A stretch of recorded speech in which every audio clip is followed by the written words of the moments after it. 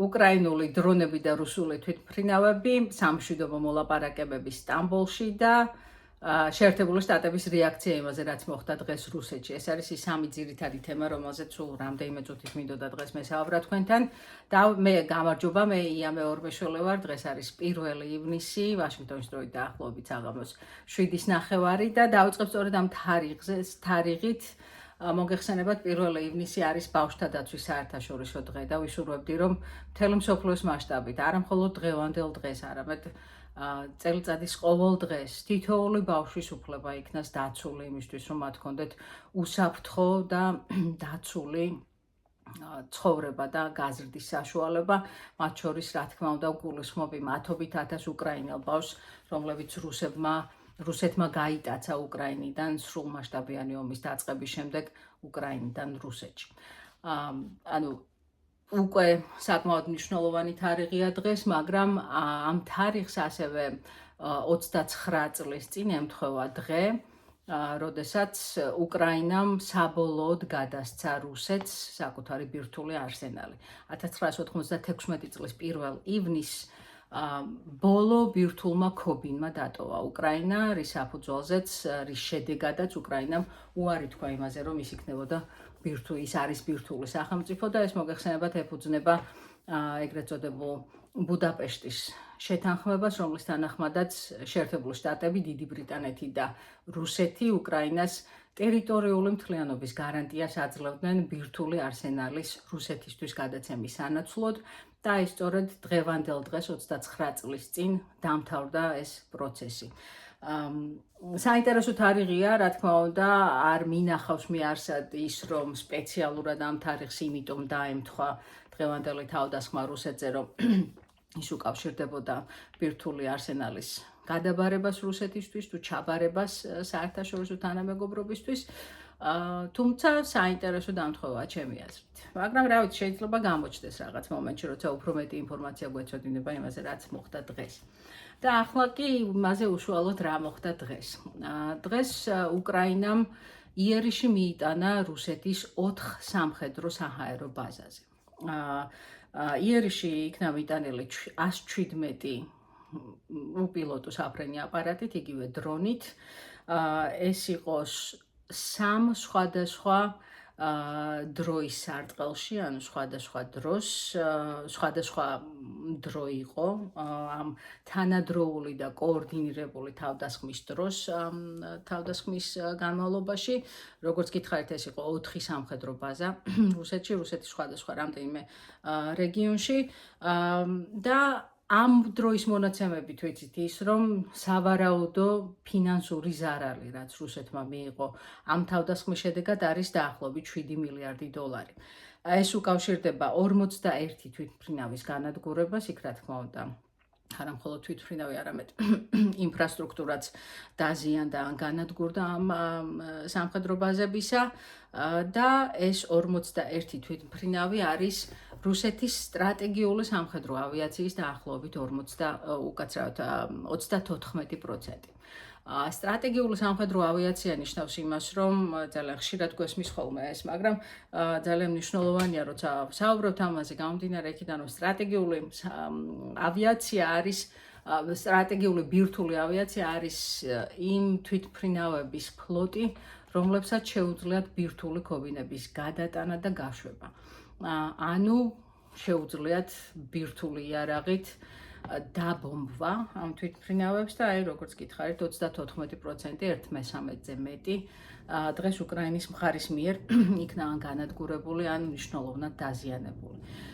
ამ ინფორმაციას ავრცელებს უკრაინის ოფიციალური კიევი და თუმცა საერთაშორისო მედიაში უკვე არაერთი გამოხმაურება, არაერთი ექსპერტი საუბრობს იმაზე, რომ განადგურებულია რამდენიმე ისეთი თვითმფრინავი, რომელიც რუსეთში აღარც კი იწარმოება და ამასთან ერთად რამდენიმე სახეობის ისეთი თვითმფრინავები, რომლებიც რუსეთის ბირთვული ტრიადის ნაწილს შეადგენს. ანუ ისინი მნიშვნელოვანი კომპონენტია იმისთვის, რომ რუსეთმა შეძლოს ბირთვული იარაღის გამოყენება. ანუ ეს ბაზები არ იყო შემთხვევით შერჩეული, რა თქმა უნდა, და ამასთან ბირთვულთან ერთად, რა თქმა უნდა, უფრო მნიშვნელოვანი არის ის, რომ ამ ბაზებზე იყო თვითმფრინავები, რომლებიც ყოველდღიურად დღეში ზოგჯერ რამდენჯერმე ბომბავენ უკრაინულ ქალაქებს შორი რადიუსის იქნება ეს რაკეტებით, ბომბებით. ასე რომ აი ეს არის ამ ფაქტუალური ინფორმაცია, რაც ყოველ შემთხვევაში ამ ეტაპზე ვიცით. რუსეთის მხარე ამ ინფორმაციას არ ავრცელებს, რა თქმა უნდა, ტასის ინფორმაციით რუსეთმა შეძლო ზოგიერთი თავდასხმის თუ უკრაინის მიერ დრონებით განხორციელებული თავდასხმების აღკვეთა. ეს შესაძლოა იმაზეც მიუთითებდეს, რომ 4 ბაზასთან ერთად შესაძლებელია, რომ იყო კიდე სხვა დამატებითი ბაზები, რომლებზე თავდასხმაც რუსეთმა აღკვეთა, თუმცა გავრცელებული ვიდეო მასალის საფუძველზე რთულია იმის თქმა, რომ ეს თავდასხმები აღიკვეთა, დარწმუნებული ვარ, ნანახი გაქვთ უკვე ზოგიერთი ეს კადრი.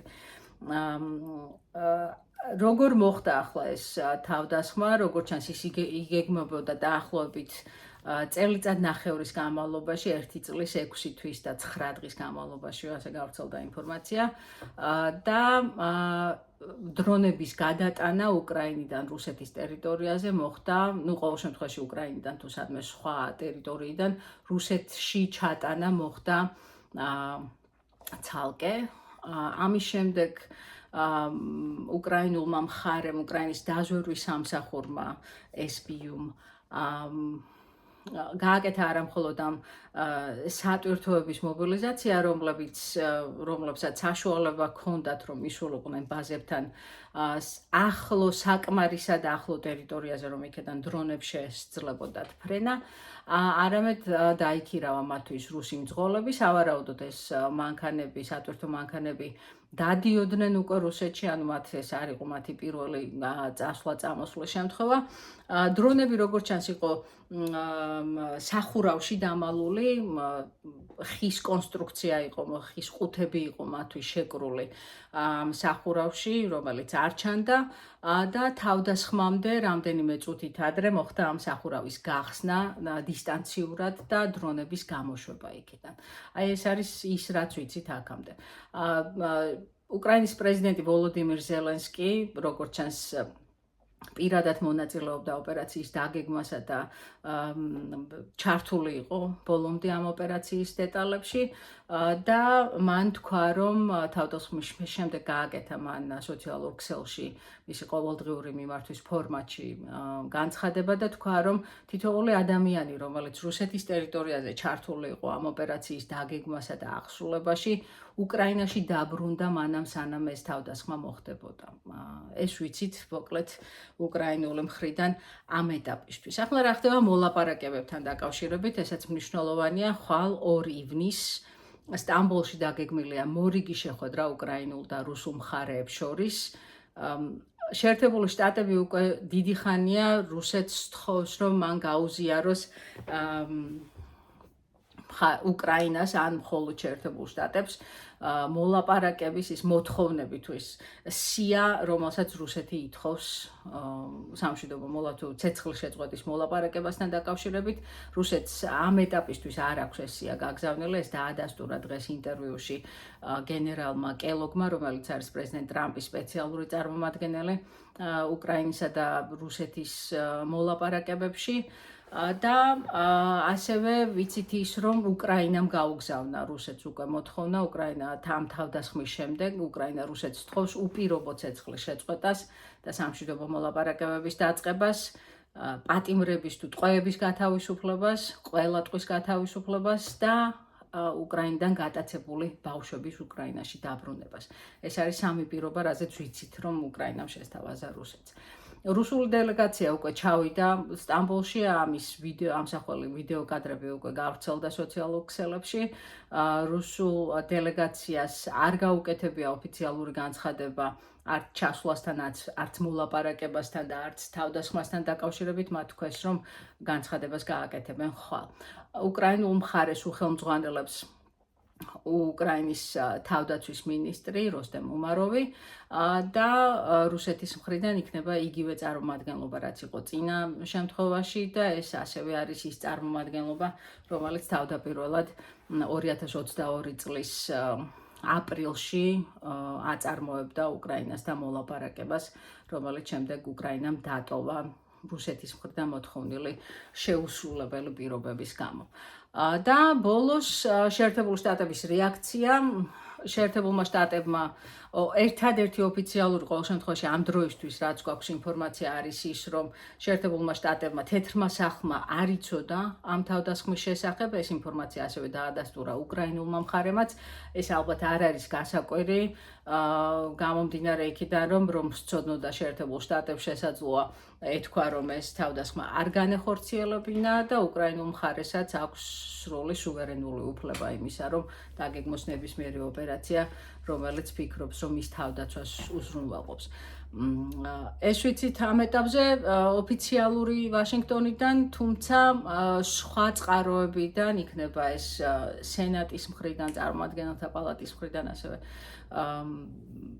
როგორც ჩანს მარკო რუბიო ასევე საუბრა საგარეო საქმეთა მინისტრ ლავროვს თუმცა არა ცნობილი არ არის ეს თავდასხმამდე მოხდა თუ თავდასხმის შემდეგ, მაგრამ დღეს გაიმართა მათ შორის საუბარი და სენატიდან არის წამოსული ძალიან მტკიცე და ესეთი მკაცრი განცხადება თუ ჯერ ერთი აქებენ რა თქმა უნდა უკრაინის ამ ძალიან გაბედულ სამხედრო ოპერაციას, რაც ფაქტობრივად უპრეცედენტოა თანამედროვე სამხედრო ისტორიაში და ასევე ლინზი გრეიმი მაგალითად ადამიანი რომელიც არის ძალიან თუ სენატორი რომელიც არის ძალიან ახლო მოკავშირე პრეზიდენტი ტრამპისა და ასევე დიდი გულშემატკივარი უკრაინის თავისუფლების და დამოუკიდებლობის მან განაცხადა ჩინეთს მოუწოდა რომ ჩინეთმა უნდა შეწყვიტოს რუსეთის მხარდაჭერა წინააღმდეგ შემთხვევაში უნდა დაუპირისპირდეს თუ თვალი უნდა გაუსწოროს სანქციებს რომლებიც შეიძლება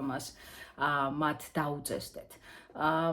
ლინზი გრეიმზე ერთ იმას დავამატებ კიდევ რომ ის არის ინიციატორი სანქციების ახალი პაკეტისა რომელიც შემუშავდა შეერთებულ შტატების სენატის მიერ სენატში მოგეხსენებათ არის 100 წევრი და ამ 100-დან 82 კანონპროექტს მხარს უჭერს 82 სენატორი არის ვეტოს დამძლევი უმრავლესობა. ანუ იმ შემთხვევაშიც კი თუ რაღაცა მიზეზის გამო მაგალითად პრეზიდენტმა ტრამპმა გადაწყვიტა რომ მას ვეტო დაადოს, სენატს აქვს საშუალება იმისა რომ მისი ვეტო დაძლიოს. წარმომადგენელთა პალატაში ეს კანონპროექტი სავარაუდოდ გაივლის, იმიტომ რომ რესპუბლიკელებს იქ ძალიან მცირე უპირატესობა აქვთ და რესპუბლიკელებს შორის არის არაერთი კონგრესმენი, რომელიც სანქციების პაკეტს მხარს უჭერს. ასე რომ უნდა დავალოდოთ, ამაზეც დავნახოთ რა მოხდება, სავარაუდოდ სანქციების და მეორადი სანქციების ეს კანონპროექტი დამტკიცდება შეერთებულ შტატების კონგრესში. ყოველ შემთხვევაში ამ ეტაპზე ასეთი პირი უჩანს და ეს იმიტომ არის მნიშვნელოვანი, რომ სანქციები უწესდება არა მხოლოდ რუსეთს, არამედ სანქციები დაუწესდებათ, მეორადი სანქციები დაუწესდებათ იმ ქვეყნებს, რომლებიც რუსეთს ან ეხმარებიან ომის წარმოებაში, ან ყიდულობენ რუსულ ნავთობს და გაზს. ეს არის ძირითადად ეხება მაინც ჩინეთს, ინდოეთს და შესაძლოა კიდევ სხვა ქვეყნებს. კიდევ ერთხელ როგორც ყოველთვის ვაშინგტონში არა მხოლოდ ვაშინგტონში, ყველა დედაქალაქში, ყველა ოფიციალური წარმომადგენლობა ხელმძღვანელობს იმით, რა განცხადებები შეიძლება გაკეთდეს შეერთებულ შტატებში თეთრ სახლში. უნდა დავალოდოთ და ვნახოთ, ხვალ არის ორშაბათი დილა და სავარაუდოდ განცხადებები იქნება თეთრი სახლის მხრიდან ამასთან დაკავშირებით, მაგრამ აი დღეისათვის ეს ინფორმაცია ჰქონდა საბოლოო ჯამში 1 ივნისს უკრაინამ რუსეთზე უპრეცედენტო სამხედრო იერიში მიიტანა, განახორციელა 117 დრონით 4 რუსული სამხედრო ბაზის წინააღმდეგ ერთდროულად და გაანადგურა ან დააზიანა რუსეთის სტრატეგიული ავიაციის დაახლოებით 34%. დღეისათვის სულ ეს იყო, დიდი მადლობა ყურადღებისთვის და დანარჩენი მოგვიანებით.